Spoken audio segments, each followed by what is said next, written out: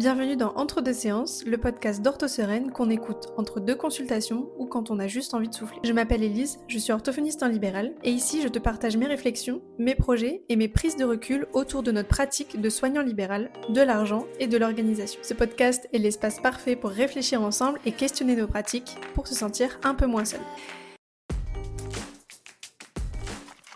Bonjour à tous et bienvenue dans ce 13e, je crois, épisode de Entre deux séances. J'ai quand même allé vérifier ce que j'ai parce que je suis même pas sûre que ce soit le 13e. Spotify, je crois que c'est le 13e. Bon, vas-y, ça marche pas, ça va me saouler. J'espère que vous allez bien, que vous avez passé une excellente semaine numéro 16. Oui, je pense que c'est le 13 parce qu'il y a 3 épisodes que j'ai pas fait cette année, donc c'est ça. Bref, je suis désolée, cet épisode risque d'être vraiment catastrophique et vous allez très vite comprendre pourquoi quand je vais vous parler de ma semaine. En vrai, au-delà de ça, sinon je vais bien. J'avoue que j'ai un peu traîné, là il est bientôt 17h, j'enregistre le podcast un petit peu plus tôt, mais j'ai eu du mal à m'y mettre. Ce que j'ai fait, c'est que je me suis préparé un grand verre d'eau, du chocolat, mes mouchoirs, parce que vous savez que je me mouche tout le temps, pourtant j'ai repris mon traitement, mais là, je sais pas ce qui se passe. J'ai mon carnet.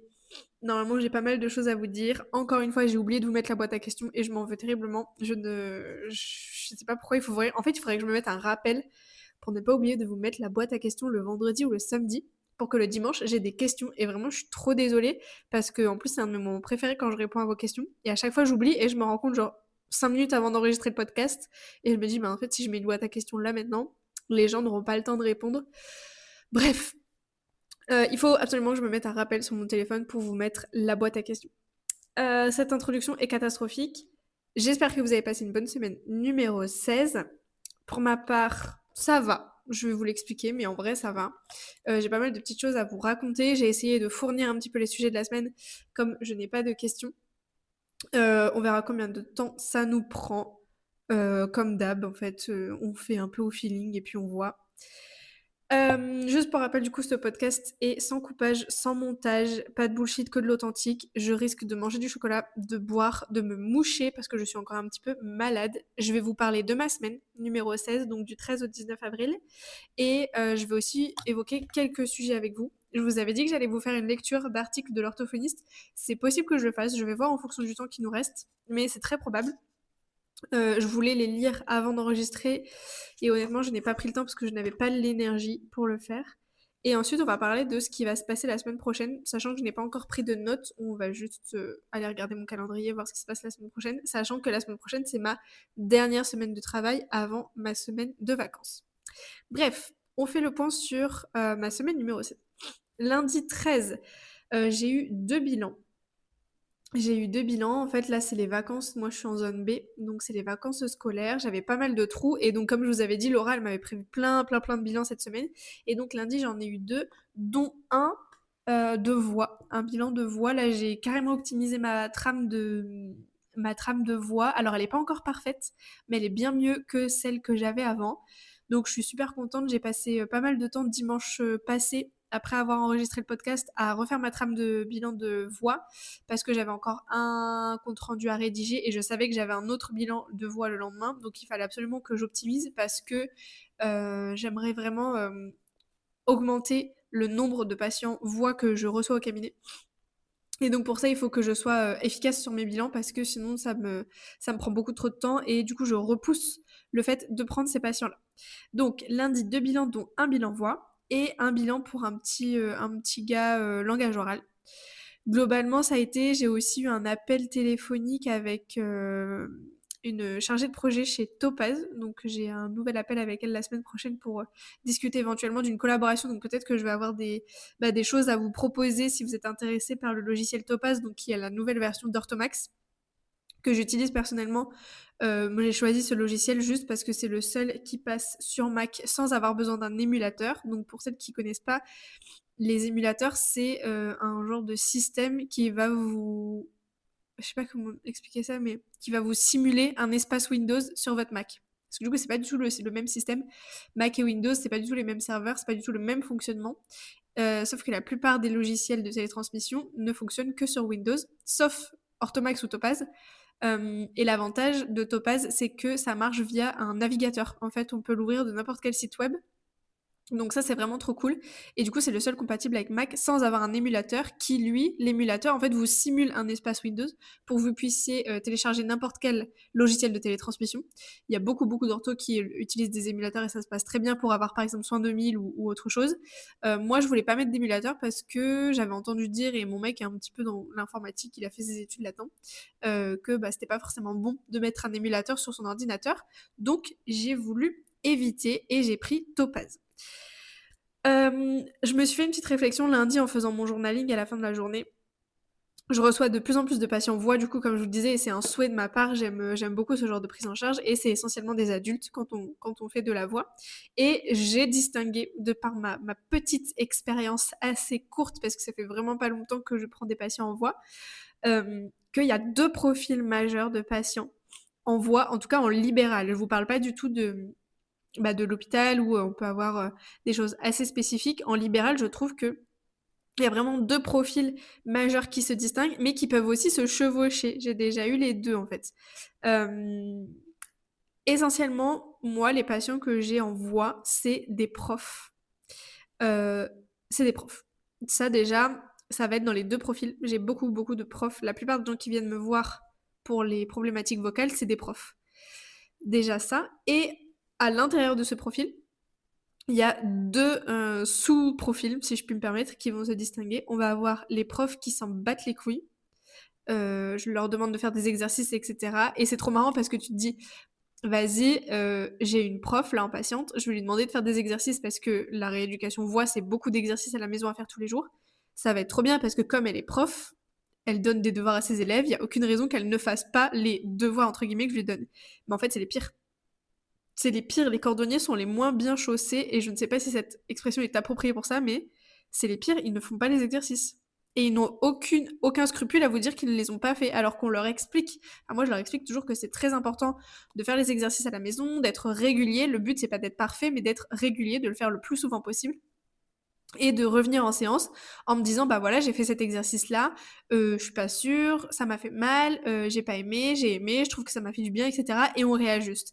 Et en fait j'ai quelques profs vraiment qui s'en battent les steaks, mais un truc de fou, genre qui font pas leurs exos, qui trouvent que ça sert à rien. Et moi souvent en fait je leur fais un peu comme de l'anti-vente, je leur dis bah pourquoi vous venez me voir dans ce cas-là si vous trouvez que ça sert à rien et que vous trouvez que mes exos ils sortent un peu de mon chapeau, enfin moi, je veux pas. En fait, j'essaye de leur expliquer que ça a un intérêt, mais en fait, je suis pas là pour les convaincre, je suis pas là pour leur vendre le truc s'ils ont pas envie et qu'ils voient pas l'intérêt. En fait, moi, je peux pas aller au-delà de ça.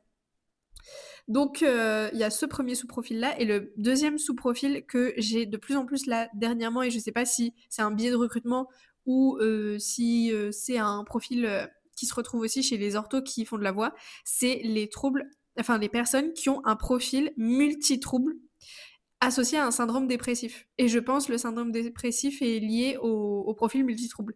Donc ça va être des personnes qui ont des syndromes de Gougerot. Là, j'ai pas mal de personnes qui ont des syndromes de Gougerot dernièrement. Je connaissais pas du tout ce syndrome. Je saurais plus vous dire exactement ce que c'est, mais le symptôme qu'on retrouve beaucoup là décrit dans les anamnèses, et ben ça va être la bouche sèche, et du coup des difficultés quand même à parler à cause de cette sécheresse buccale. Et j'ai de plus en plus de patientes, parce que c'est essentiellement des femmes que j'ai pour les rééducations vocales, de patientes qui ont des multitroubles, des fibromyalgies, pardon, des syndromes complexes, et sous-tendus par un petit syndrome dépressif, et qui du coup bah, forcément vient accentuer les symptômes vocaux. Voilà, ça c'est... J'ai pas forcément d'analyse à en faire, mais juste, c'est des profils que j'ai remarqués là dernièrement, et ça me questionne. Alors, de me dire que j'ai quasiment que des profs, ça m'étonne pas trop parce que on sait que les profs ont quand même une tendance à mal utiliser leur voix projetée, et que forcément derrière elles viennent en rééducation, et je le vois très bien avec ma belle-mère qui est AESH et qui surutilise sa voix, mais un truc de dingue. Et encore hier soir je lui ai dit mais arrête de parler quand t'as plus d'air parce que t'es en train de te niquer la voix. Et je pense qu'elle se rend pas compte de, je veux pas dire la gravité, mais des répercussions que ce comportement peut avoir sur sa voix. Parce qu'elle ricane un peu quand je lui dis ça. Mais vraiment, elle est en train de se défoncer la voix. Et le pire, c'est qu'elle a quand même une voix qui porte. ma belle-mère. Et à l'école, les maîtresses vont souvent avoir tendance à lui dire: «Ben, s'il te plaît, tu peux crier parce que là, ils font le bordel», et donc en fait, c'est elle qui va crier. Donc c'est toujours elle qui engage sa voix, et je suis quasiment sûre qu'elle le fait mal puisque je vois très bien comment elle parle. Et je lui ai déjà dit: «En vrai, il faut que tu arrêtes parce que sinon tu vas devoir venir au cabinet un jour ou l'autre et c'est pas possible, quoi». Et je pense qu'elle prend pas ça au sérieux, et il y a beaucoup de personnes qui travaillent en école et qui ne prennent pas ça au sérieux et qui s'en rendent compte seulement une fois que les nodules ou les troubles vocaux sont installés. Sauf que bah, une fois que les nodules sont installés, je vais pas dire que c'est impossible de les faire enlever, mais faut s'armer de patience, ça c'est sûr, parce que ça s'en va pas du jour au lendemain. Et il faut quand même être consciencieux et appliquer les conseils qu'on préconise en séance. Ça reste quand même pour moi des prises en charge qui me font vraiment plaisir, que j'aime beaucoup et qui changent, je trouve, parce qu'en fait, on est sur de l'adulte, mais de l'adulte jeune, si je puis me permettre. Parce que comme vous savez, moi j'ai beaucoup de neurologie à domicile, donc c'est quand même des personnes âgées qui ont plus de 70 ans, qui sont globalement quand même atteintes de pathologies neurodégénératives et qui du coup sont globalement pas en mauvais état, mais bah, qui peuvent être bien attaquées déjà par la maladie, et qui c'est des personnes âgées. Et donc là, ce qui est bien, c'est que c'est quand même des personnes qui ont genre 50 ans, 60 ans, mais qui sont encore un peu actifs, même s'ils sont retraités. Donc c'est cool parce que ça fait aussi un petit peu une diversité dans la tranche d'âge. J'ai pas mal d'enfants, de très jeunes enfants. Les ados, j'aime pas trop, donc j'en prends pas. D'adultes, du coup, 40, 50, 60 ans, et de personnes âgées au-delà de 70, voire 80. J'ai même des patients qui ont plus de 90 ans, dont je vous parlerai peut-être un jour, parce qu'il y en a certains qui sont vraiment exceptionnels. Mais je trouve que ça fait vraiment une diversité dans la tranche d'âge, et une diversité aussi dans la prise en charge, parce que ça n'a rien à voir avec tout ce qu'on peut faire dans les, dans les autres prises en charge. Là, c'est beaucoup d'écoute, de, de mise en pratique, de conscientisation.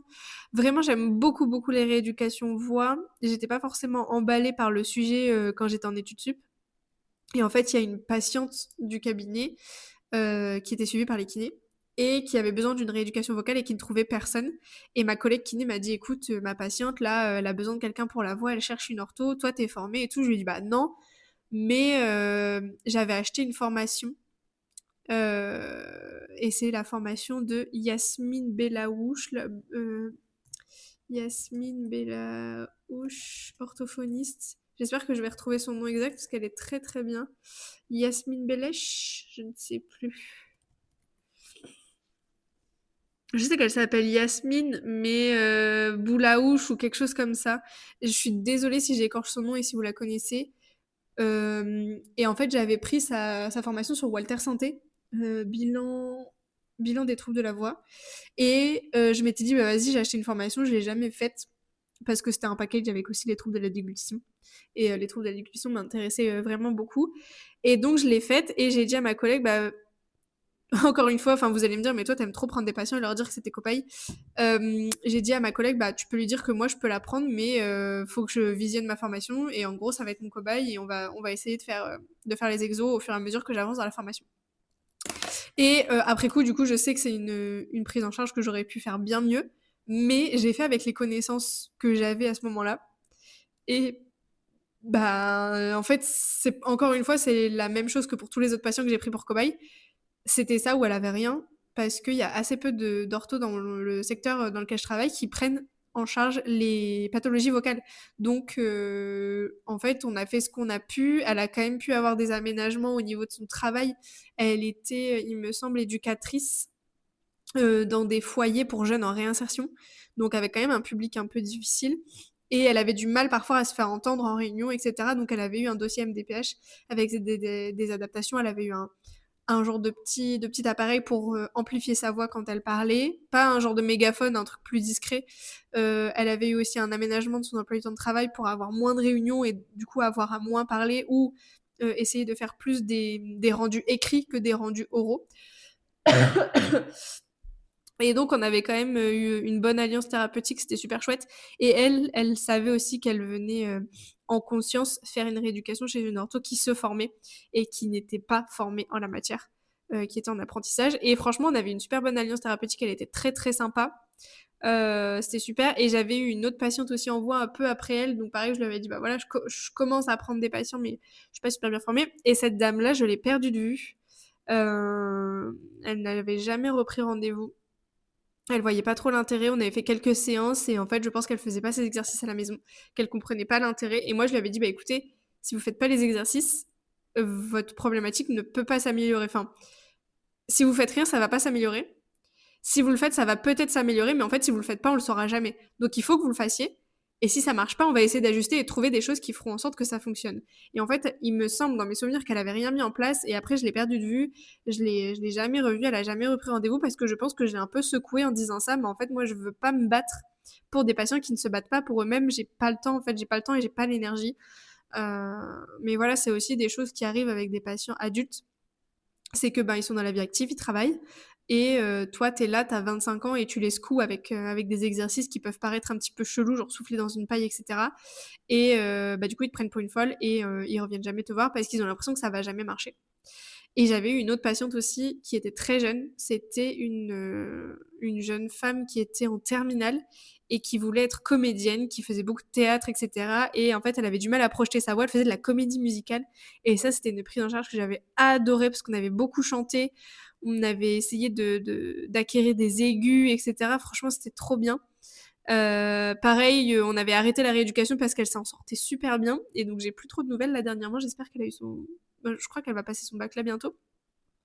C'était vraiment trop top. Franchement, je kiffe ce genre de prise en charge parce que quand la personne est vraiment engagée et qu'elle fait ses exercices, la plupart du temps, on voit vraiment une évolution et c'est des gens qui repartent vraiment satisfaits. Donc c'est trop cool et il y a un certain turnover dans le sens où c'est des patients qui au bout d'un moment n'ont plus besoin de nous ou à distance qui vont. Moi j'ai une patiente qui revient seulement une fois par mois juste pour qu'on maintienne les compétences parce que c'est un contexte aussi de troubles, elle a une fibromyalgie, etc. Donc c'est juste du maintien pour voir si elle perd pas trop aux compétences et elle a aussi une tumeur à la thyroïde. Donc du maintien pour pas qu'elle passe à l'opération, pour se faire retirer la thyroïde, enfin bref. Et c'est des patients du coup qu'on a tendance à voir un peu moins, ça fait un turnover, c'est trop cool. Franchement, moi j'adore ça. Voilà pour lundi. Lundi soir, je suis allée à la salle. Je me suis mis un nouveau créneau de sport, donc c'est tous les lundis soirs à 17h. Je finis le lundi maintenant à 17h. Je vais directement à la salle de sport. On se rejoint avec mon chéri à 17h30 à la salle de sport et on fait une séance ensemble. Donc lundi, on l'a fait. C'est la deuxième ou la troisième fois qu'on le fait. J'ai fait une séance haut du corps, donc très cool. Là, je suis contente d'avoir instauré ce créneau-là. Et en fait, le lundi soir, avant, j'allais à la salsa, donc j'allais pas à la salle. Et là, je me l'impose. Je finis un petit peu plus tôt. J'ai supprimé les créneaux de prise de rendez-vous en ligne de 17h à 18h pour pouvoir aller à la salle de sport. Et voilà. Mardi, j'avais rendez-vous chez l'allergologue. Du coup, je vais pouvoir quand même checker, enfin, genre cocher dans mes objectifs. Notamment, c'était mon objectif santé. Voir un allergologue. Hop, ça y est, je peux cocher parce que je l'ai fait mardi. Donc, je suis trop contente. Donc, mardi matin, j'ai eu rendez-vous chez l'allergologue. J'ai pu aller voir une patiente à 8h30. Je suis allée assez tôt. Et après, je suis partie. Je suis montée à Lille, qui est quand même assez loin de chez moi. J'ai dû faire un peu de route. L'allergologue, mais vraiment, je n'ai jamais vu quelqu'un d'aussi bienveillant et de professionnel dans son travail. C'était une jeune femme. Elle était top. Franchement, elle était top. Déjà, moi, j'avais annulé toute ma matinée en me disant j'ai rendez-vous à 10h30, j'en ai jusque 13h. Souvent, ces professionnels-là qui ont un truc un peu niche, genre là, l'allergologie, c'est hyper galère d'avoir un rendez-vous. Je me suis dit, elle va me prendre avec 1 heure de retard, ça va être l'horreur. Elle m'a prise, je suis arrivée à 10h15, elle m'a prise à 10h20, alors que j'avais rendez-vous à 10h30. Le test a été hyper rapide. Elle m'a donné mon bilan direct après. Elle m'a proposé aussi un protocole de désensibilisation. Donc, pour ceux qui n'ont pas suivi, je suis allergique aux acariens. Et j'avais déjà fait un bilan quand j'étais étudiante à Brest, mais c'était juste avant de partir en Martinique. J'avais fait ça genre ma dernière année. Et même pas 6 mois après, je partais en Martinique avec mon chéri, juste après mon diplôme. Et du coup, l'allergologue, qui était un vieux monsieur beaucoup plus... Comment dire? Faudrait que je trouve l'adjectif approprié, mais beaucoup plus imbu peut-être, imbu de sa personne, et très désagréable, m'avait dit qu'il voulait pas lancer un protocole de désensibilisation alors que je partais en Martinique pendant au moins 1 an. Ce que j'entendais tout à fait, et en vrai, je trouvais ça très logique. Du coup, j'avais abandonné l'idée de faire un protocole de désensibilisation et je prenais juste mes antihistaminiques. Quoi qu'en Martinique, je les prenais pas trop. Je me souviens plus si je les prenais en Martinique. J'ai beaucoup fait de cures, en fait. Enfin, j'en prends pendant quelques mois, après j'arrête, après je reprends, après j'arrête. Et je me rends compte que quand je les prends pas, je suis vraiment très très embêtée. J'éternue à longueur de journée, mon nez coule toute l'année. Mais ça coule, c'est... J'ai même pas le temps de réfléchir à prendre un mouchoir que j'ai déjà de l'eau qui coule de mon nez et ça tombe sur mes vêtements. On dirait un bébé, quoi. On dirait un gros bébé cadom qui sait pas se moucher, c'est l'horreur. Donc là, j'avoue que ça fait plusieurs mois que je reprends mes antihistaminiques de façon très régulière. Je prends un cachet par jour et ça supprime vraiment tous mes symptômes. Je peux respirer par le nez parce que pareil, quand je prends pas mes cachets, je peux pas respirer par le nez, mon nez est complètement bouché. Là, au moins, je peux respirer par le nez, donc je dors la bouche fermée, ce qui est quand même beaucoup mieux pour la récupération. Euh, je dois plus me moucher toute la journée. J'éternue plus parce qu'en vrai, éternuer toute la journée, c'est vraiment fatigant. Des fois, j'avais des migraines tellement j'éternuais, donc c'était vraiment insupportable. Bref, on en revient à ce que je disais. 10h30, rendez-vous avec l'allergologue. Elle m'a proposé un protocole de désensibilisation et j'étais un peu choquée quand elle m'a dit que c'était 3 ans pour faire le protocole de désensibilisation. Je m'y attendais pas du tout et je me suis dit, vas-y, en vrai, fais ton protocole de désensibilisation pendant 3 ans et après, t'es tranquille toute la vie. T'as plus besoin de prendre tes antihistaminiques tous les jours parce que là, si j'arrête mes antihistaminiques, c'est mort. Enfin, genre, je reprends mes symptômes, quoi. Alors que si je fais un protocole de désensibilisation pendant 3 ans, et ben après, je suis tranquille, j'ai plus du tout de cachet à prendre, j'ai plus de symptômes. Donc, je pense qu'il va falloir que je le fasse. Il faut que je fasse une prise de sang et que j'aille la revoir pour lancer le protocole. En tout cas, l'allergologue, vraiment géniale. Cette dame, je pense qu'elle sortait d'études parce qu'elle était vraiment jeune, mais elle était vraiment top, top. Elle explique super bien. Elle m'a donné de la documentation aussi pour essayer de réduire la présence d'acariens à la maison.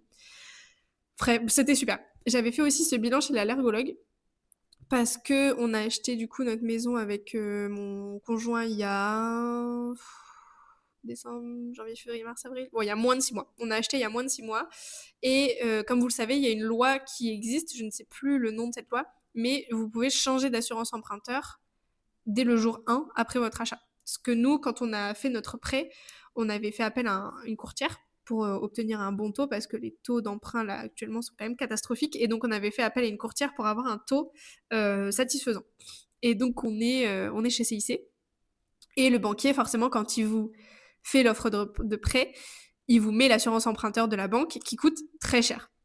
Et si tu prends pas l'assurance emprunteur de la banque, ton prêt n'est pas accepté. Donc forcément, au début, on accepte l'assurance emprunteur. Et là, j'avais vu des conseillers de gestion de patrimoine, je vous avais dit, là, il y a pas si longtemps que ça. Et ils m'avaient trouvé une meilleure assurance emprunteur, enfin, une assurance emprunteur avec les mêmes garanties, voire meilleure, à un prix moins cher, parce que les banques, en fait, là-dessus, ils se graissent, ils font vraiment leur marge. Sauf que cette nouvelle assurance emprunteur nous fait passer un questionnaire médical. Et moi, quand je disais qu'il y a une question, genre, prenez-vous un traitement quotidien? Ben, moi, oui, puisque je prends mes antihistaminiques. Donc, j'avais mis oui, j'avais mis antihistaminique en me disant, bah, ils vont pas me faire chier, je suis allergique aux acariens. Et en fait, ils m'ont demandé une spirométrie, un bilan allergologue complet, que je n'avais plus, parce que comme je vous disais, mon bilan chez l'allergologue, je l'avais fait quand j'étais en dernière année d'études à Brest, sauf que bah, ce bilan, il a subi 2-3 déménagements entre-temps, donc impossible de remettre la main dessus, et en fait, je suis même pas sûre que ce monsieur m'avait donné un papier à la fin de mon rendez-vous, quand j'avais fait mon bilan allergo à Brest, parce que je vous dis, c'était un mec un peu âgé, proche de la retraite, il s'en battait un peu les couilles, d'ailleurs, il avait été très dédaigneux quand je disais que je partais en Martinique, mais ça, c'est un tout autre sujet, et je pense qu'il m'avait même pas donné de bilan, donc en fait, j'ai dû reprendre rendez-vous chez l'allergologue, c'était quelque chose que je voulais faire dans tous les cas, mais par rapport à l'assurance emprunteur, il fallait que je refasse un bilan. Donc j'ai fait bilan allergo, donc les petits points là sur le bras, et spirométrie, donc test de souffle. Je ne sais pas exactement à quoi ça correspond, mais ce bilan-là en tout cas était bon. Donc c'était aussi pour cette raison que j'ai fait un bilan allergologue cette semaine. Voilà. Mardi, j'ai eu un gros trou d'une heure l'après-midi. Je suis allée au cabinet et j'ai eu un gros trou d'une heure. J'en ai profité pour faire ma 2035. Ça y est, c'est vraiment un truc que je déteste faire, mais je l'ai faite. N'oubliez pas de la faire parce que dans un mois, la 2035, c'est fini. Et après, il va falloir déclarer ses revenus. Donc, n'oubliez pas de la faire. Donc, ça y est, moi, je l'ai faite. Je l'ai télétransmise. Je me suis rendu compte que j'avais des kilomètres de ouf parce que j'ai un domicile qui est très loin. C'est un domicile que j'avais accepté au début de mon installation parce que je galérais à remplir mon planning de dom. J'étais pas encore trop connue sur le secteur. Et donc j'avais accepté un dom assez loin de la maison et en fait ça me fait gonfler mes kilomètres. Alors certes j'ai une belle indemnité par rapport au barème kilométrique, mais je perds un temps fou à aller chez elle parce qu'en fait de chez moi j'ai déjà presque 15 minutes pour aller chez elle et après pour aller de chez elle jusqu'au prochain domicile j'ai entre 15 et 20 minutes de route aussi, donc en fait je perds quasiment le temps d'une séance pour juste aller voir cette patiente. J'ai déjà essayé d'arrêter, c'est compliqué, c'est des patients qui ne veulent pas me voir partir. Et j'ai beau toujours vous dire qu'il faut un turnover dans vos patients, etc. Il y a des patients avec qui c'est plus compliqué de le mettre en place. Et même moi, je ne suis pas parfaite, je n'y arrive pas. C'est des patients qui vraiment, je pense, m'en voudraient si j'arrêtais. Donc là, pour l'instant, je continue parce que je suis en capacité de le faire, mais je pense que le jour où j'aurai un enfant ou le jour où, par exemple, je serai enceinte, je leur dirai, bah voilà, par rapport à ma grossesse, je peux plus prendre la voiture. J'essaierai de trouver malheureusement une excuse comme ça. C'est triste, mais en fait, j'ai beaucoup de mal à arrêter et j'ai beau leur dire qu'on a déjà atteint le plafond de verre parce que c'est une dame en post-AVC. Là, ça va faire 2 ans que un an et demi. Un an et demi que son AVC est passé, donc en fait, on a vraiment atteint la phase où on est dans le chronique et la récupération est vraiment très très compliquée et j'ai beau leur expliquer, je pense qu'ils sont attachés au fait que je vienne une fois par semaine. On a une très bonne alliance thérapeutique avec la dame, il n'y a aucun problème, on s'entend très bien et je pense que c'est là aussi le problème, c'est qu'on est très complices, on s'entend vraiment à merveille et du coup, elle a du mal à se dire que cette relation va s'arrêter. Et moi, j'adore cette patiente, mais j'avoue que le fait de faire la route comme ça commence à devenir de plus en plus pesant. Et du coup, je refais le parallèle avec ce que je vous disais la dernière fois par rapport au poste orthophonie business. En fait, on peut pas dire que je suis inhumaine dans le sens où, ben ouais, là, je parle d'orthophonie et de rentabilité, mais en fait, cette patiente-là, elle est tout sauf rentable. Et pourtant, je continue à la voir parce que je sais que cette dame-là, elle a pas besoin que je vienne, mais je sens que émotionnellement, ça va être très difficile quand on arrête et que pour l'instant, je suis pas prête à lui faire subir ça. Ni à elle, ni à moi, hein, je vais vous le dire honnêtement, je suis très attachée à cette patiente. Donc voilà. Mardi, après, j'ai eu un call aussi avec un autre conseiller de gestion de patrimoine, mais ça, j'aurai peut-être l'occasion de vous en parler un autre jour. Et je suis rentrée à plus de 21 h à la maison. Pourquoi? Parce que j'ai eu plein de visio en fait jusque 21 h. Enfin, jusque 20 h 30 et après, le temps que je rentre à la maison, il était 21 h. Donc j'ai appelé Thomas en lui disant, bah écoute, je pars de la maison. Et il m'a dit, oh, tu peux aller chercher des sushis. Donc on a fait les gros caca-proutes, on a mangé des sushis en pleine semaine, c'était du grand n'importe quoi. Bref, ça c'était pour mardi, c'était quand même une journée assez chargée, il y a eu plein de trucs différents. Mercredi, j'ai fait du 9 h 18 h, c'était une journée bien remplie. Pareil avec 2 bilans, donc un bilan de langage écrit et un bilan de langage oral. Et alors ce qui est très rigolo, c'est que le bilan de langage oral que j'ai fait l'après-midi, c'est le cousin d'un patient que j'ai dû virer parce qu'il n'était pas sérieux dans les créneaux. Ils m'ont lapiné plein de fois et tout. Enfin, me prévenir à 10 h 10 qu'ils viennent pas alors que le rendez-vous était à 10 h. Pas venu, pas prévenu plusieurs fois. J'ai dû arrêter le suivi et en fait, je prends leur cousin là juste derrière, donc j'espère que ça va bien se passer. On verra bien, parce que c'est quand même, enfin, d'après ce que j'ai compris, les familles sont très proches. En tout cas, les mamans respectives qui sont sœurs, du coup, sont très proches.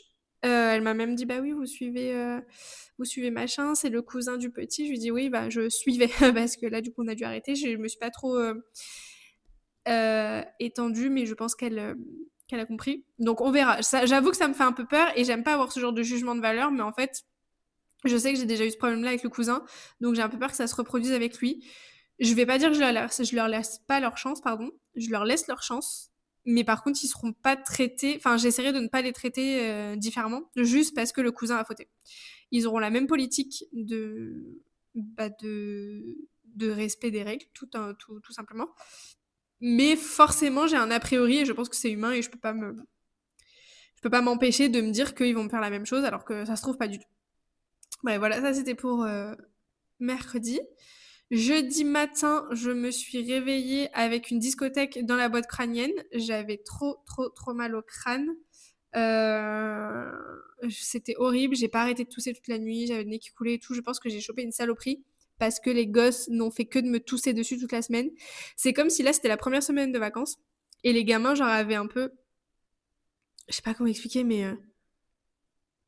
ils s'étaient retenus d'être malades pendant la période scolaire et là c'est les vacances, du coup ils lâchent tout et du coup ils lâchent tout en me toussant à la tronche. Genre les gars, stop quoi. Donc jeudi matin, j'avoue que j'étais grave malade, j'ai dû annuler mes patients parce que le jeudi en plus j'ai que des personnes âgées fragiles donc je voulais pas aller à l'EHPAD et tout, tousser, me moucher, etc. Au pire, j'y serais allée avec un masque, sauf qu'en fait, 90% de mes patients sont sourds puisqu'ils sont très âgés. J'aurais dû hurler, ça m'aurait fait encore plus mal à la gorge. Enfin bref. Du coup, j'ai dit à Laura, vas-y, annule ma matinale et pas parce que là, sinon, je vais mourir. Et j'ai fait seulement mes DOM l'après-midi à domicile dans ma ville, du coup proche de la maison, avec un masque. Et ça s'est bien passé. Et j'avais besoin de dormir le matin de toute façon, mais j'étais KO. Et c'est là que je commence à ressentir en fait de la fatigue. Là, ça va faire 7 semaines que j'ai pas eu de vacances, donc franchement, encore une fois, je me plains pas du tout, mais je sens que vraiment mon rythme, c'est ça. Je commence à ressentir de la fatigue et je commence même, et là, c'est vraiment un hot take que je prends et je m'en fiche d'en parler parce que je sais que tout le monde le ressent. Enfin, en tout cas, il y a plein d'orthos qui le ressentent. Je commence à ressentir de l'agacement envers certaines situations qui ne m'agaceraient pas si je n'étais pas fatiguée. Des patients qui sont pas concentrés, des patients à qui je dois répéter 3 fois la même chose, ça commence à m'agacer. Et je sens qu'au niveau de mon comportement, je ne suis plus la même parce que je ressens de la fatigue et j'ai besoin d'une semaine de coupure. Et franchement, je suis quasiment sûre qu'il y en a plein d'entre nous qui ressentent ça. La fin de semaine, c'est toujours plus difficile que le début de semaine. Quand les vacances approchent, c'est toujours plus difficile que quand on revient de vacances.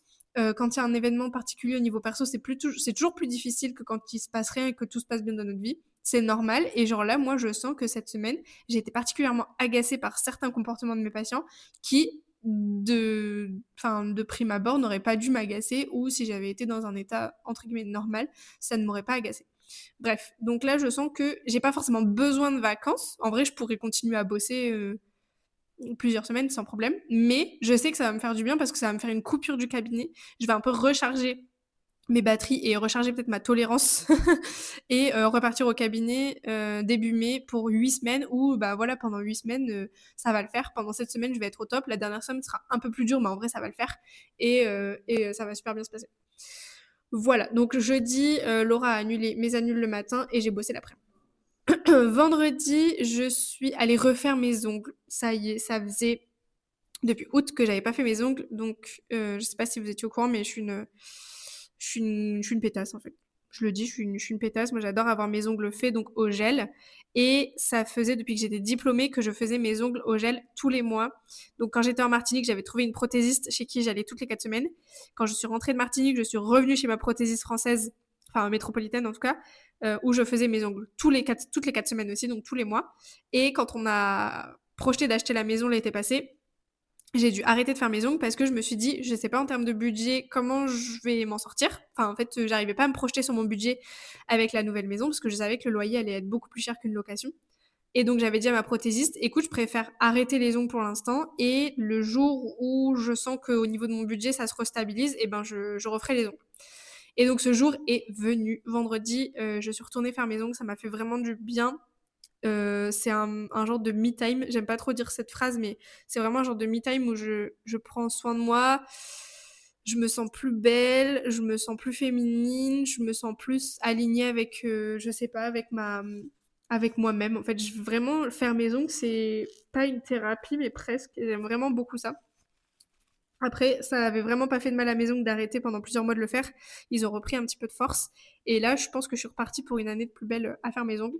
J'ai trouvé du coup une nouvelle prothésiste parce que l'autre était un peu loin de chez moi. Donc là, je suis contente. J'ai trouvé une prothésiste un petit peu plus proche de chez moi.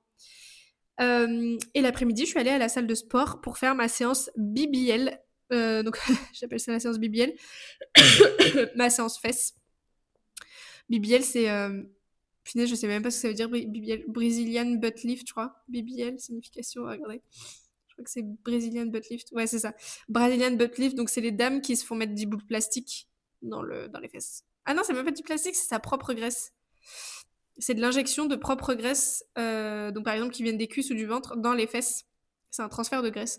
Bon bref, moi je fais pas de transfert de graisse, vous, vous doutez bien, je vais à la salle et je me la tue. Du coup, vendredi, c'était ça. Rien de spécial. Après, vendredi soir, on n'est pas sorti. Samedi matin, on est allé faire un tour à Maison du Monde parce que j'avais un bon d'achat à dépenser. J'ai rien trouvé. Et mon mec me dit que j'abuse. Mais en fait, j'ai rien. Il y a rien qui m'a transcendé. J'avais envie d'acheter des nouveaux bols parce que je peux plus me les voir. Et j'ai rien trouvé. Alors le problème, c'est que je vais au magasin avec une idée précise et après, je suis déçue de pas trouver ce que j'avais anticipé. Parce que forcément, au magasin, ils n'ont pas forcément exactement ce que je recherche. Et à chaque fois, ça me fait ça, mais je suis trop bête parce que je me dis, vas-y, je vais aller au magasin et je vais m'acheter des bols qui sont comme ça, avec cette couleur-là, et s'il y a ces motifs-là, ce serait trop bien. Et en fait, quand je trouve pas le modèle exactement auquel j'ai pensé, bah je me dis que le magasin c'est de la merde. Mais c'est trop nul, enfin c'est normal que je trouve pas exactement... Enfin bref. J'ai rien trouvé. Après on est allé faire une brocante permanente, c'était du grand n'importe quoi. J'avais jamais fait de brocante permanente. C'est des genres de stand que les gens louent, j'imagine, dans un grand hangar. Et il y a des employés qui sont là pour maintenir l'ordre et pour encaisser. Et en fait, les gens mettent des trucs comme si c'était la brocante, mais sur des stands permanents.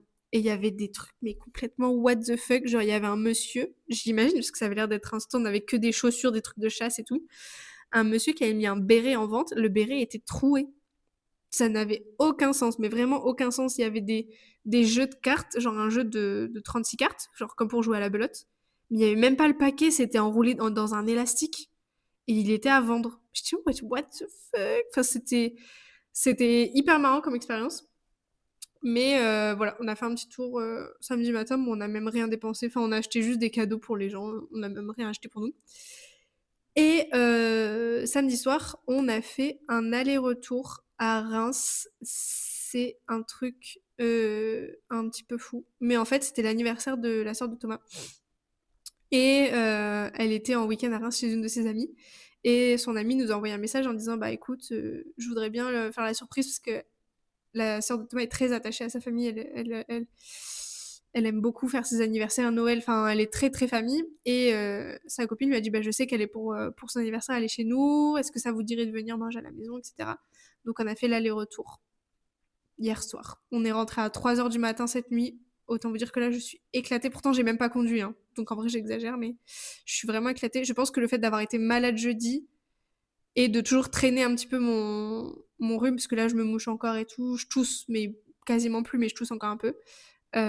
Plus avoir fait 4 heures de route hier en l'espace de moins de... Je sais pas, on est parti à 16h. En l'espace de moins de 10 heures, 4 heures de route. Ça m'a cassé, quoi. Ça m'a cassé. Là, aujourd'hui, on s'est levé ce matin. Cet après-midi, j'ai fait une sieste parce que j'étais éclatée. Je ressors d'un cosmos et là, je vous fais le podcast. Donc, c'est pour ça que je vous disais, le podcast va être un petit peu catastrophique parce que je sors d'un cosmos. J'ai dormi dans le canapé. Je suis éclatée. Surtout qu'on a fait la route, on était 5 dans une Toyota Yaris. Et évidemment, c'est moi qui étais au milieu sur la banquette arrière. La pire place. Enfin, c'était... En vrai, je vais pas dire que c'était horrible, mais c'était pas très agréable. Mais la sœur de Thomas était trop contente, donc franchement, ça n'a pas d'importance. Voilà pour ma semaine. Je me mouche et puis on passe au sujet de la semaine. Ça fait déjà 37 minutes que je parle. J'ai beaucoup trop détaillé ma semaine. J'espère que ça vous a pas trop fait chier. Je me mouche et on poursuit avec les sujets. Je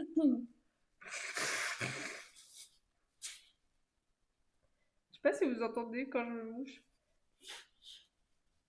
Je suis désolée. De toute façon, ce sera jamais pire que le jour où vraiment j'avais fait une crise d'allergie et je me mouchais toutes les 5 minutes dans le podcast et je l'ai réécouté le podcast juste pour voir et le son était vraiment horrible.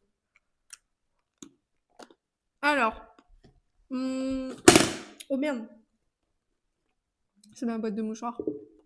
Alors, plusieurs choses dans les sujets de la semaine.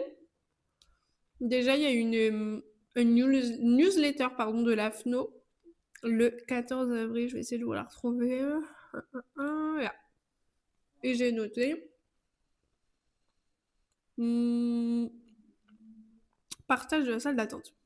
C'est où? Ah oui. Donc en fait, il y avait une rubrique. La juriste de la FNO répond à vos questions. Et la question c'était: ai-je le droit en tant qu'orthophoniste de partager ma salle d'attente avec un ou une psychologue, un ou une ergo, un ou une ostéopathe, des professions dont l'activité n'est pas prise en charge par la sécurité sociale?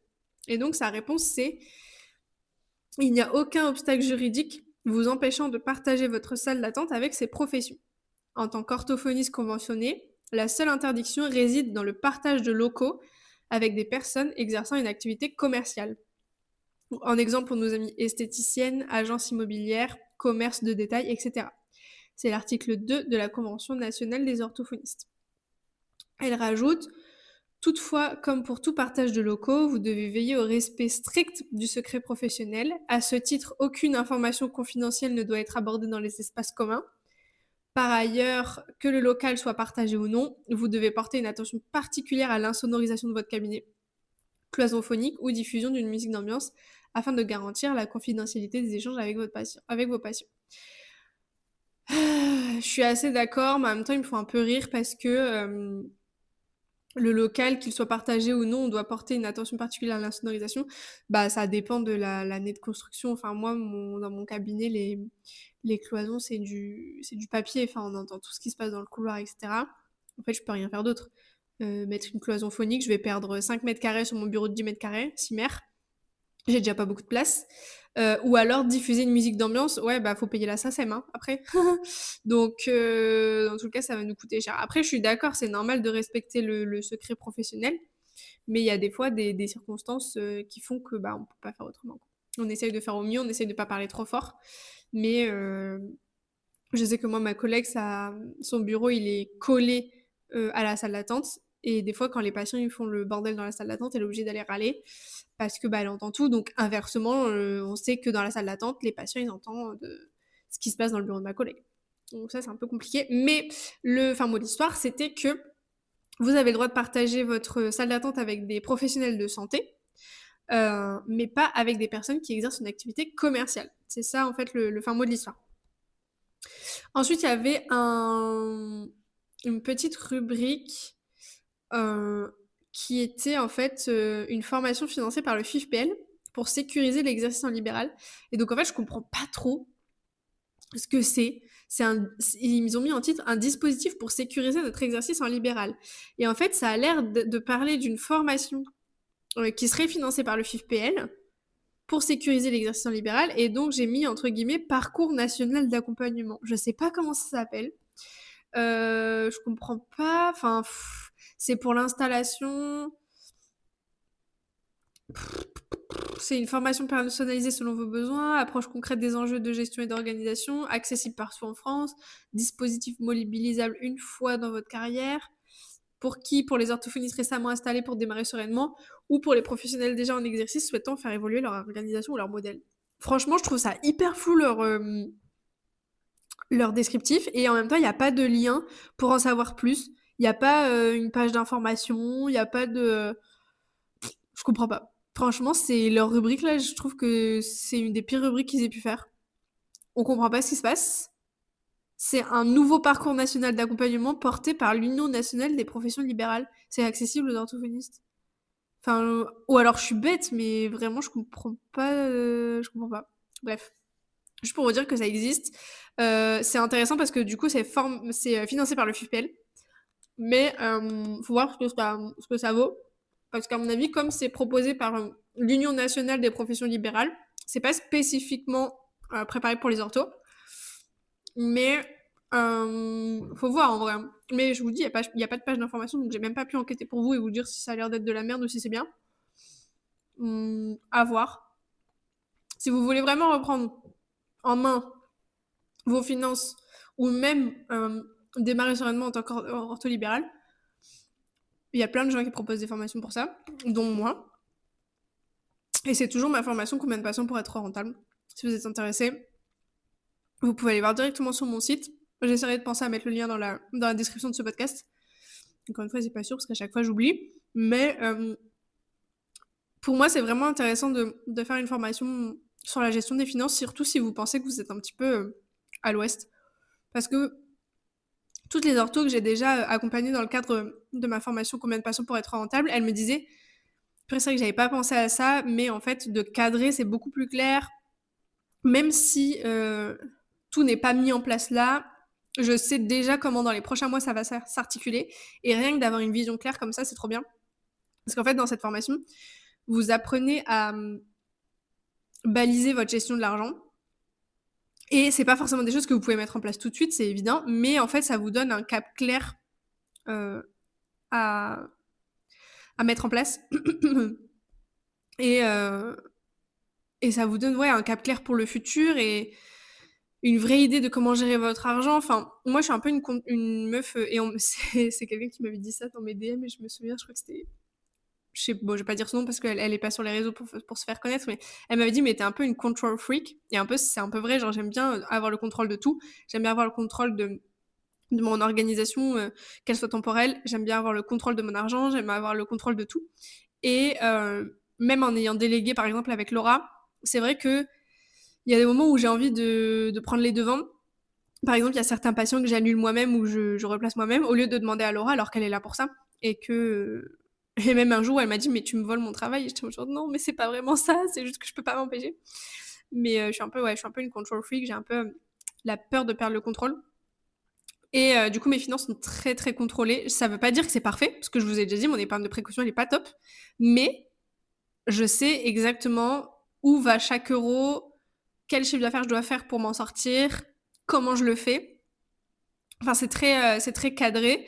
C'est juste que ben l'argent derrière, j'arrive pas à le faire rentrer comme je veux. Je dépense dans des concerts des Pussycat Dolls. Ça, c'est un autre sujet. Mais en vrai, de vrai, j'aime bien avoir le contrôle sur mon argent. Je sais exactement quoi faire de chaque euro. Bref, ça c'est pour parler de la formation financée par le FIFPL. Bon, la mienne n'est pas financée par le FIFPL parce que je pense que ça doit être un vrai parcours du combattant. Ensuite, il y a eu une newsletter de FNOForm, donc c'est l'organisme de formation de la FNO. Et c'était le 13 avril. Santé mentale. Et santé mentale, il me semble que Charlie Journal a fait cette formation, donc c'est la formation premier secours en santé mentale, et on en a parlé d'ailleurs dans sa story Insta. Des formations pour accompagner les orthophonistes dans leur pratique clinique. Donc, une formation en fait pour la formation donnée par Christelle Cassin-Vacher, je pense que ça se dit comme ça. C'est une formation sur les premiers secours en santé mentale, donc pour acquérir des connaissances sur les troubles de la santé mentale, mieux appréhender les différents types de crises et développer des compétences relationnelles. Donc je pense que ça peut être peut-être pour déconstruire peut-être déjà tout ce qu'il peut y avoir autour de la santé mentale et aussi savoir repérer les premiers symptômes de, bah, de pathologie mentale et du coup de bien rediriger vers les bons professionnels et de savoir accueillir ces patients-là dans un environnement safe parce qu'on sait très bien que les personnes qui sont malheureusement atteintes de pathologie mentale peuvent être reçues de façon très désagréable par des personnes qui ne sont pas formées, malgré elles. Hein. Moi, c'est possible aussi peut-être que j'ai eu des agissements qui soient mauvais pour des personnes qui ont des problèmes de santé mentale parce que je suis pas forcément formée. J'essaye toujours d'être le plus compréhensif possible, mais peut-être qu'il y a des fois où malgré moi j'ai été pas maltraitante, mais genre intolérante parce que j'ai pas repéré et que je m'y connais pas assez. Donc je pense que ce genre de formation, ça peut être vraiment intéressant et c'est éligible DPC. Donc si ça vous intéresse, n'hésitez pas à aller voir sur le site FNOForm. Et après, il y a des trucs d'analyse de pratique, etc. Donc ça, c'est cool. Voilà, je pense que ça peut être intéressant pour ceux qui sont intéressés par la santé mentale. Ensuite, je voulais vous parler de la newsletter de Guillaume. Alors, j'ai noté quelle joie d'être citée à 2 reprises dans la newsletter de Guillaume. Et j'aime beaucoup Guillaume. Je vais pas dire que c'est un exemple pour moi, mais c'est vraiment quelqu'un que j'apprécie. J'aime beaucoup sa façon de voir les choses. J'aime beaucoup sa façon aussi d'amener toujours les sujets. Euh, il met son avis et en même temps, il est jamais dans le refus de comprendre l'opinion des autres. Et je trouve ça vraiment bien. Et c'est aussi ce qu'on peut retrouver chez Saskia dans sa newsletter Extra Ortho. C'est aussi ce qu'on peut retrouver chez Claire Michael aussi dans sa newsletter Pas que ça à faire. Moi aussi, j'essaye d'avoir ce point de vue-là. Alors, moi, mon grand défaut, c'est que je suis encore un peu jeune, je pense. Et j'essaye toujours, et je vous l'ai déjà dit, mais c'est compliqué, j'essaye toujours d'avoir la thèse et l'antithèse. La thèse et l'antithèse, pardon. J'essaye toujours de voir le yin et le yang, le blanc et le noir. J'essaye toujours de voir les deux côtés et d'essayer de projeter et d'avoir une théorie de l'esprit assez forte pour comprendre la vision des gens qui n'ont pas la même opinion que moi. Et des fois, j'ai vraiment du mal. Et si vous avez bien suivi le dernier podcast, vous avez vu que j'ai un peu du mal avec les boomers. Mais euh, vraiment, Guillaume, j'aime beaucoup ce qu'il fait. Je lui avais déjà envoyé un mail en ce sens d'ailleurs. Et il me, il me fascine par sa régularité. Il manque jamais à l'appel sur les newsletters. Il est très pertinent dans ce qu'il propose dans ses formations. Il est toujours plein de nouveautés, franchement, je trouve ça vraiment remarquable le travail qu'il fait. Et il m'a déjà cité plusieurs fois et il ne me tarit pas d'éloges. Et du coup, je veux renouveler mes remerciements à son égard parce que il a pas hésité à me citer dans sa newsletter au moment où je commençais sur les réseaux et ça m'a un peu poussé aussi dans la popularité que je commence à prendre et je veux vraiment le remercier pour ça. Après, je remets aussi dans le contexte en me disant s'il me cite, c'est que il trouve que mon travail est pertinent et cool et que ça a de la valeur. Donc ça me donne aussi confiance en moi. Donc c'est vraiment trop chouette. Voilà, je pense que je vais arrêter cette phrase-là parce qu'elle est beaucoup trop longue. Bref, donc sa dernière newsletter, je bois un coup et on y va. Il y a deux choses du coup, il y a deux gros sujets. Il y a un sujet sur l'intelligence artificielle qui m'intéresse pas trop, mais il y a deux sujets, donc précision sur le plan pour limiter la casse et gros buzz. Précision sur le plan pour limiter la casse, c'est que je vous parlais la dernière fois de son plan en 10 étapes pour limiter la casse par rapport au gel de l'AMO. Et en fait, du coup, je pense qu'il écoute le podcast, donc Guillaume, si tu passes par là, je te dis bonjour. Il dit que j'avais détaillé ce plan dans mon ancien podcast, ce qui est vrai, j'en avais reparlé, et il y avait deux points qui m'avaient fait un peu tiquer, c'était remplir le livret A et le LDDS, et le PER, parce que je vous ai dit, bah moi j'ai ouvert un PER, tant pis quoi. Et je vous avais dit que le livret A et le LDDS, les remplir, je trouvais ça un petit peu chaud, parce que ça fait plus de 30 000 euros, c'est quand même un matelas de sécurité bien confortable, bien épais, bien moelleux. Et lui, ce qu'il nous dit, c'est que ça peut paraître beaucoup, mais la réponse c'est oui ou non, ça dépend. 30 000 euros, ça peut paraître beaucoup si vous avez une bonne prévoyance. Parce que l'air de rien, si vous arrive quelque chose, votre prévoyance, elle va quand même vous prendre en charge, donc les 30 000 euros ne seront pas forcément nécessaires. Mais par contre, 30 000 euros, c'est pas énorme, enfin, c'est pas trop si vous préférez vous auto-assurer et du coup lâcher la prévoyance. Là, forcément, c'est un point qu'il avait évoqué aussi la semaine dernière dans sa newsletter.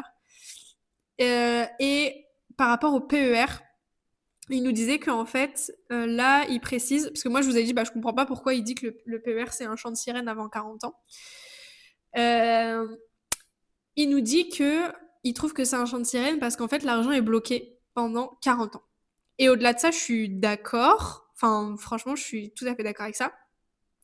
C'est pour ça qu'il trouve que c'est pas intéressant d'ouvrir un PER avant 40 ans parce que l'argent est bloqué et que si on en a besoin, on peut pas le toucher. Je suis assez d'accord là-dessus et en même temps, moi, je mets pas que de l'argent dans un PER. Comme je vous disais, j'avais aussi un PEA sur lequel j'ai suspendu les versements, mais j'ai aussi un PEA. Et c'est vrai que ouvrir un PER seul, si on prend le problème comme ça, ouvrir un PER seul, je suis d'accord pour dire que c'est pas forcément une bonne idée avant 40 ans, parce que si vous mettez toutes vos économies, on va dire que vous avez votre épargne de précaution, ok? Vous avez rempli genre votre livret A, 20 000 euros, c'est largement confortable, enfin je pense. Après ça dépend des situations de chacun, hein. À vous de calculer votre épargne de précaution. Mais imaginons que vous avez une épargne de précaution confortable adaptée à votre situation, et vous dites bah j'ai plus forcément besoin de mettre de côté pour mon épargne de précaution, j'ai envie de placer. Et vous vous dites, bah, toute l'épargne, enfin, toute la capacité d'épargne que j'ai chaque mois, je vais mettre dans un PER. Bah, ça, c'est un peu une idée de merde, surtout si vous avez moins de 40 ans. Parce que votre argent, il sera bloqué. Et imaginons que vous avez besoin de cet argent pour un achat, Alors, si vous achetez votre résidence principale, vous pourrez le débloquer, mais c'est dommage. Mais si vous avez besoin de cet argent pour X ou Y, et ben vous pouvez pas le débloquer. Si vous voulez vous acheter une voiture parce que la vôtre vient de tomber en panne, vous pouvez pas le débloquer. Et ça fait chier quand même d'utiliser l'épargne de précaution. Alors que si vous ouvrez une assurance vie, et ben cet argent-là, il n'est pas bloqué, vous pouvez très bien le débloquer à n'importe quel moment, hein. Cette histoire de 7-8 ans, ça veut pas dire que cet argent il est bloqué. En réalité, moi j'avais une assurance vie, elle était ouverte que depuis 2 ans, je l'ai craquée pour acheter ma maison, ma résidence principale pour mettre l'apport. Y a aucun problème, j'ai récupéré mon argent. Donc c'est vrai que mettre tous ses œufs dans le même panier avec juste le PER, c'est pas fou. Et lui, il dit qu'il y a aussi un petit peu un aspect politique qui fait que le gouvernement réforme plusieurs fois le PER et que ça pourrait changer la donne avec l'argent qu'il y a dessus. Donc, l'avantage du PER, c'est qu'en fait, vous pouvez le défalquer de vos impôts. Donc ça, c'est trop bien. Et en fait, quand on est dans la tranche à 30%, bah, c'est quand même un gros avantage. On se dit que vas-y, on paye un petit peu moins d'impôts là actuellement et qu'en plus, cet argent-là, on va le mettre sur un PER pour plus tard. Donc c'est cool, mais effectivement, ne mettez pas tout votre argent sur un PER. Si vous êtes jeune et que c'est vos premiers placements, essayez de ne pas faire que ça. Voilà. Et donc lui il nous dit, si j'avais moins de 40 ans, je ne mettrais le paquet sur le PEA et l'assurance vie et d'autres niches fiscales qui ne retiennent pas l'argent pendant 40 ans. Au-delà de 40 ans, j'ouvrirais peut-être un PER, d'ailleurs je l'ai fait, mais ce n'est qu'une diversification qui me permet de taper sur l'impôt sur le revenu quand je veux. Quel que soit l'âge, il est inutile de coincer son argent quand on est dans les tranches à 0 ou 11% d'impôt. Ça, je suis d'accord. Le PER, honnêtement, si vous n'êtes pas à la tranche d'impôt, enfin, si vous avez votre tranche marginale d'imposition, si elle n'est pas à 30%, ça sert à rien, honnêtement. Enfin, ça va pas vous faire gagner d'argent. Enfin, ça n'est pas que ça va pas vous faire gagner d'argent, mais c'est beaucoup moins intéressant. Il nous dit on peut refuser la déduction des apports dans un PER pour ne pas être taxé à la sortie, mais alors je ne vois pas l'intérêt par rapport à une assurance vie. Ouais, je suis d'accord. En fait, le PER, vous avez 2 options. Soit vous mettez de l'argent, du coup, toute votre vie active, comme moi, par exemple, là, je mets 50 € par mois. Et cet argent-là, du coup, je le défalque de mes impôts. Je ne paye pas d'impôts sur cet argent que je mets sur un PER. Par contre, quand je serai à la retraite et que je voudrais récupérer mon argent, là, je paierai des impôts dessus. Mais comme je serai en fin de carrière, peut-être que je bosserai un peu moins. Et en fait, au lieu d'être sur la tranche à 30%, je serai sur la tranche à 11%. Du coup, je paierai moins d'impôts à la sortie quand je serai en retraite que si là, je payais des impôts dessus maintenant. Et c'est sûr qu'en fait, vous pouvez choisir l'autre option qui est de mettre de l'argent sur un PER pendant votre vie active et de refuser de défalquer de vos impôts. Donc de quand même payer des impôts sur l'argent que vous mettez dans un PER et du coup de ne pas payer d'impôts à la sortie de l'argent quand vous êtes en retraite. Sauf que dans ce cas-là, autant faire une assurance vie. Comme il le dit, c'est la même chose et au moins votre argent il n'est pas bloqué. Et après, il nous parle des SCPI. Et moi, pour vulgariser, je vous avais dit que c'était de l'immobilier virtuel. Ce qui est pas faux, hein, parce que c'est un peu de la pierre papier, mais en fait, c'est du vrai immobilier que vous achetez. Enfin, je veux dire, vous achetez des parts de vrai immobilier, c'est pas de l'immobilier virtuel au sens premier du terme. C'est juste genre, là, par exemple, il a dit, là, si je passe dans une galerie marchand ou devant un immeuble de bureau, je peux dire ça, c'est en partie à moi, en petite partie, mais quand même, c'est un peu comme posséder 1% de la SCI du cabinet. C'est ça, en fait, vous possédez une partie d'un patrimoine immobilier sans avoir à gérer des locataires, en fait. C'est ça la différence avec l'immobilier physique, c'est que par exemple, vous achetez un appart, vous le louez en LMNP, donc en location meublée non professionnelle. Vous devez gérer vos locataires, à part si vous passez par une entreprise, mais vous voyez ce que je veux dire, vous avez des locataires à gérer, peut-être des travaux à faire, faire les états et lieux, etc. Alors que si vous prenez des SCPI, en fait, vous n'avez pas à gérer tout ça. Vous connaissez ce qui se passe dans les biens immobiliers, s'il y a des locataires qui changent, des travaux. Vous votez aux assemblées générales, comme le précise Guillaume dans sa newsletter, mais vous n'avez pas à gérer physiquement ce qui s'y passe. Vous êtes juste un peu, genre, pas spectateur, puisque vous prenez quand même des décisions, mais vous n'êtes pas impliqué dans ce qui se passe dans l'immobilier pour lequel vous investissez.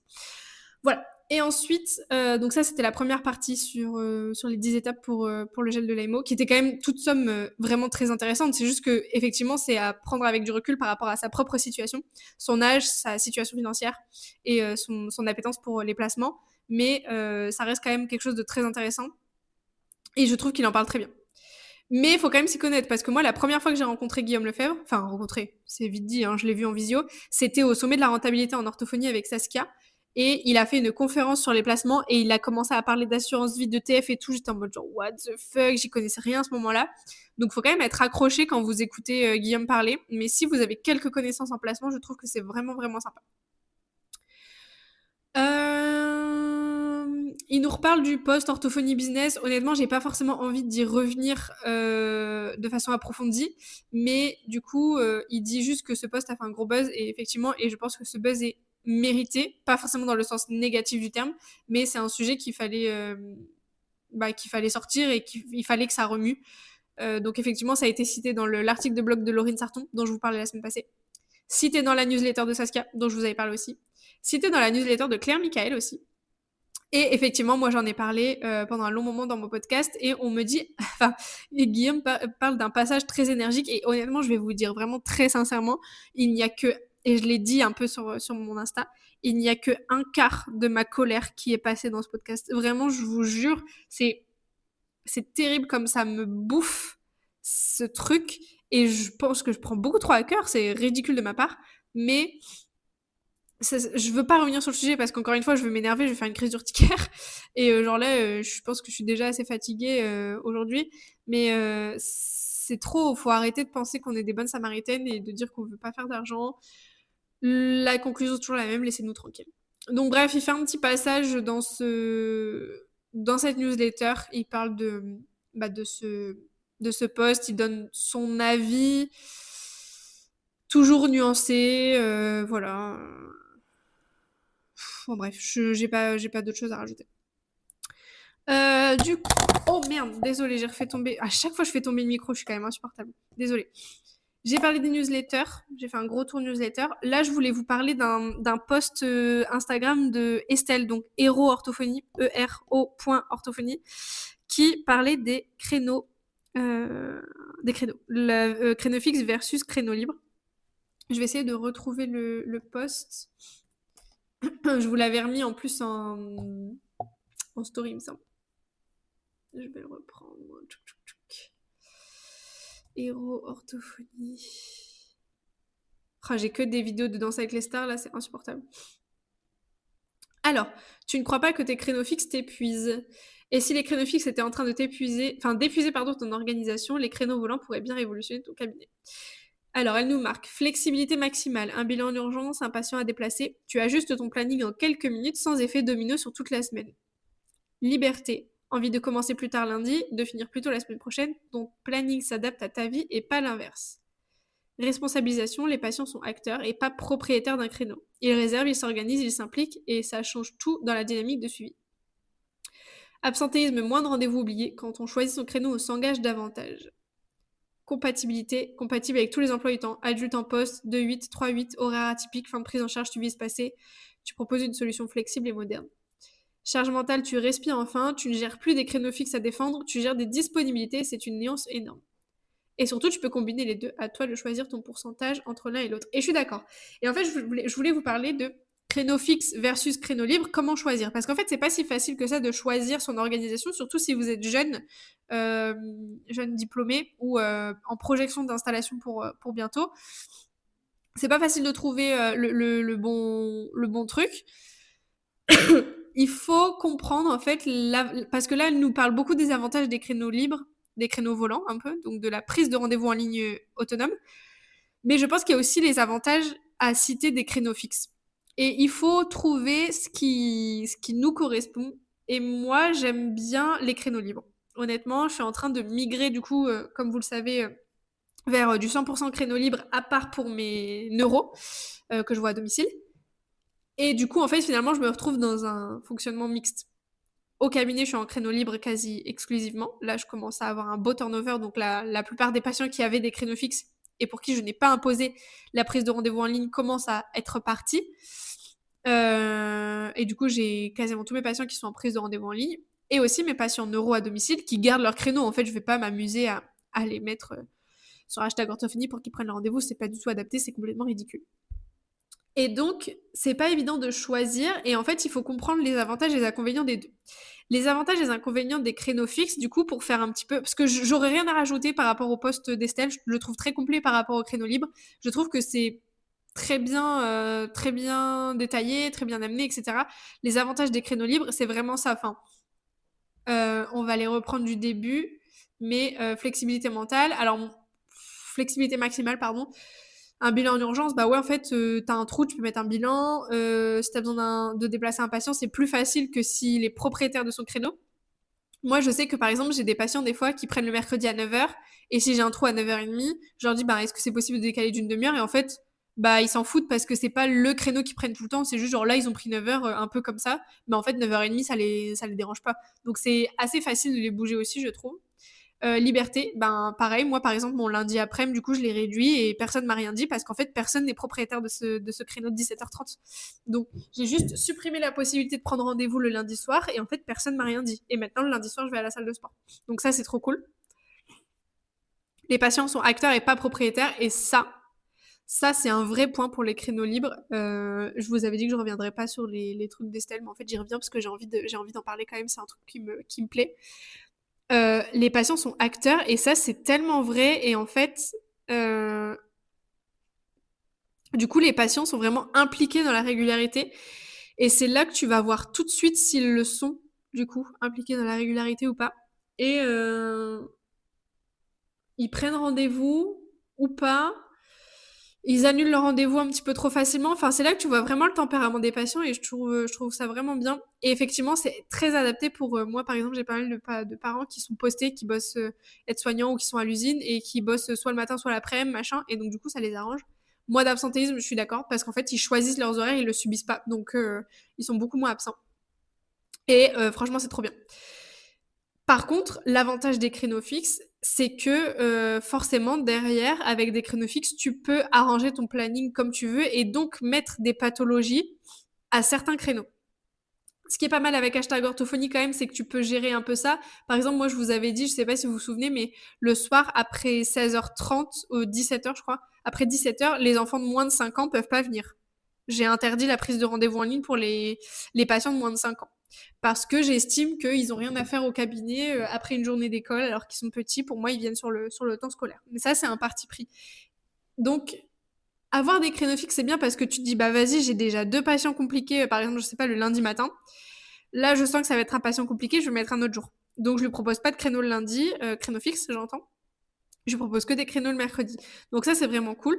C'est aussi quelque chose que vous pouvez faire avec la prise de rendez-vous en ligne, mais c'est vrai que des fois, du coup, vous pouvez vous retrouver à enchaîner une après-midi avec que des patients super compliqués. Moi, il y a plein de fois où le mercredi, ben, j'ai que du langage écrit. J'ai pas du tout de patient voix, j'ai pas du tout de patient langage oral. Et là, c'est marrant parce que je l'ai remarqué plusieurs fois, mais la plupart du temps, le mercredi matin, j'ai tous mes patients en langage oral qui prennent rendez-vous. Et le mercredi après-midi, j'ai tous mes patients en langage écrit qui prennent rendez-vous. Et du coup, mon mercredi, c'est très binaire. Le matin, je fais du langage oral et l'après-midi, je fais du langage écrit. Donc c'est cool en soi parce qu'en vrai, c'est pas toujours les mêmes patients. Mais c'est vrai que des fois, ça peut être un peu fatigant parce que tu te retrouves à faire une après-midi avec toujours la même chose. Et moi qui aime la diversité, parfois c'est un peu compliqué à gérer, mais comme c'est pas toutes les semaines la même chose, ça va. L'avantage du créneau fixe, du coup, ouais, c'est ça, c'est de pouvoir quand même aménager tes patients en fonction de ton énergie. Donc ça, c'est cool. Alors quand ils sont en prise de rendez-vous en autonomie, eh ben c'est plus toi qui subis quand même un peu plus ça. Même si tu peux le gérer, par exemple avec hashtag orthophonie, et c'est possible qu'avec Perfactif, c'est possible aussi. En vrai, j'en sais rien. L'autre avantage des créneaux fixes, qu'est-ce que ça pourrait être? En vrai, j'y ai pas réfléchi, j'ai vraiment juste noté comme ça et je me suis dit, vas-y, t'élaboreras ta pensée en parlant. Sauf que c'est un exercice bien plus difficile que ce qu'on pourrait croire. L'avantage du créneau fixe, c'est que, bah, par exemple, quand t'arrêtes un patient, s'il y a un patient avec qui ça s'arrête, eh ben, tu sais que tu peux reprendre un patient. Là, avec la prise de rendez-vous en ligne, t'en as qui sont pas trop réguliers. Du coup, tu te dis, putain, j'ai des créneaux là, est-ce que je peux reprendre quelqu'un ou pas? C'est un peu plus difficile à gérer. Moi, j'arrive à bien le gérer avec mon tracker de chiffre d'affaires. Donc c'est un planning hebdomadaire sur lequel je mets tous mes patients et si je vois qu'il y a des trous, et ben je me dis que je peux reprendre des patients. Enfin, je sais pas, en fait, il faudrait que je vous fasse une vidéo pour vous expliquer ça, comment je fonctionne pour savoir quand est-ce que je peux reprendre des patients. Mais en gros, j'ai un planning hebdo avec mes amplitudes horaires qui est sur un Excel, hein, c'est pas sur hashtag orthophonie, c'est un Excel, c'est mon tracker. Et je mets tous mes patients. Et même s'ils sont en prise de rendez-vous en ligne, je m'en fiche, je les mets sur un créneau random, on s'en fiche. Et s'il y a des créneaux vides, ça veut dire qu'il n'y a pas assez de patients. Et donc, je sais que je peux reprendre des patients. Genre là, j'ai plein de trous. Donc, c'est pour ça qu'on fait pas mal de bilans aussi, là, que l'oral m'en met pas mal, parce que j'ai plein de trous sur mon tracker. Je peux reprendre pas mal de nouveaux patients. Mais voilà. Bref, après, pour les créneaux fixes, ce qui est cool aussi, c'est que ben, si t'aimes bien la routine, t'as toujours la même chose toutes les semaines. Il n'y a pas de surprise. Donc ça c'est bien, mais si t'aimes bien avoir un petit peu de changement, la prise de rendez-vous en ligne, c'est quand même cool. Moi, ce que j'aime dans le fait d'avoir les deux, c'est que bah, j'ai certains patients, je sais qu'ils viennent toujours à cet horaire-là, donc c'est un peu des valeurs refuges. Et il y a d'autres moments où c'est un petit peu plus dynamique et en vrai, c'est cool. Voilà. Voilà ce que je pouvais vous dire sur la différence entre créneau fixe et créneau libre. Si jamais vous avez des questions, bah, n'hésitez pas à m'envoyer un message. Et ben, ça fait déjà plus d'une heure que je blablate, donc je vais arrêter le podcast là. Juste pour vous dire, la semaine prochaine, il y a 2 visiotrames de langage écrit. En ce moment, je mets le paquet sur les visiotrames, je sais pas ce qui me prend. Semaine prochaine, 2 visiotrames de langage écrit. Il y en a un. Attendez. Quand est-ce qu'il y en a? Faut que je regarde. Il y en a un mercredi et un jeudi, je crois. Et après, il y a un visiotrame de langage oral samedi matin, de 10h à midi. Alors, calendrier, attendez, j'ai même pas préparé, je suis vraiment à la ramasse aujourd'hui. J'en fais un le 21 avril. C'est quand le 21 avril? Mardi soir. Mardi soir, je fais un visiotram à 20h. Et le 24 avril, donc vendredi à midi. Vendredi à midi 15, je fais un visiotram aussi de langage écrit, donc c'est des visiotrams qui sont gratuits. Et samedi de 10h à midi, je fais un visiotram de langage oral, ce sera le dernier du mois d'avril. Après, je remettrai une date par mois. Là, j'en ai fait 2, 3, j'en ai fait 3 ce mois-ci des visiotrams de langage oral, c'est beaucoup trop. Je sais pas ce qui m'a pris. Je pense que je vais remettre une date par mois. Maintenant, en plus, il y a le replay qui est disponible à l'achat pour le visiotram de langage oral. Donc, c'est la session du 10 avril qui est en ligne pour le replay, au même prix qu'une session en présentiel. Vous avez toujours accès aux ressources, il n'y a rien qui change. Enfin, franchement, vous avez accès à tout comme si vous étiez en live. C'est juste que vous ne pouvez pas poser vos questions en live. Voilà. C'est tout pour la semaine prochaine, je pense. Je pense que je vais essayer d'organiser un petit live Insta et TikTok. Ça fait longtemps que j'ai pas fait. Pour que je puisse répondre à vos questions. Et il y a moyen que je fasse ça genre mercredi soir. Parce que mardi soir j'ai un visio-tram, lundi je vais à la salle, jeudi souvent je rentre tard. Il y a moyen que je fasse ça mercredi soir ou jeudi soir en vrai. Je sais pas exactement. Peut-être je vous ferai un sondage sur Insta pour savoir si vous préférez mercredi soir ou jeudi soir. Pour que je vous fasse un live TikTok et Instagram où je réponds à vos questions. Et puis bah qu'on se retrouve un peu quoi, c'est cool. En vrai j'aime bien faire des lives et ça fait un moment que j'en ai pas fait alors que j'adore ça. Voilà. Eh ben écoutez, je vous souhaite à tous une merveilleuse semaine numéro 17, du coup, si je me trompe pas. Ouais, une merveilleuse semaine 17. Pour ma part, c'est la dernière avant une semaine de vacances, donc je suis contente. Je vous lirai du coup les articles de l'orthophoniste la semaine prochaine. Là, j'ai déjà beaucoup trop parlé pour aujourd'hui. Je repousse, je suis désolée. Mais je ferai ça la semaine prochaine normalement. Je vous fais des gros bisous et je vous dis à la semaine prochaine. Ciao, ciao.